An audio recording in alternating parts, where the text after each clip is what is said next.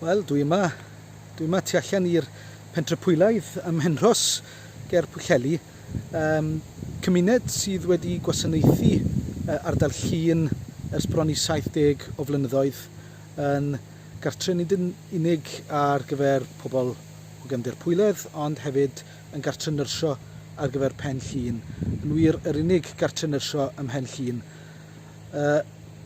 Yn anffodus, mae'r cwmni sy'n gyfrifol am yr wasanaeth yma wedi ffindio hunain mewn trafferth, ond y newyddion da di bod nhw am drosglwyddo yr 20 cyfer yma drosodd at Clwyd Alun. Fydd yn cymryd drosodd gofalu am yr lletiau yma sydd ym Mhenros.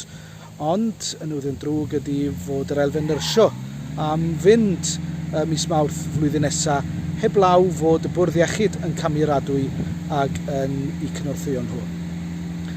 Dyna pam yn bod ni'n rhedeg ymgyrch ar hyn o bryd yn galw ar i'r Bwrdd Iechyd a Llywodraeth Cymru gydweithio fo'i gilydd i sicrhau fod yr elfen nyrsio, gwlâu nyrsio, tua 10 o wlâu nyrsio sydd yma yn cael eu cynnal ar gyfer lles pobl yr ardal. Dyma'r unig ddarpariaeth gwlâu nyrsio sydd ym Mhen Llŷn.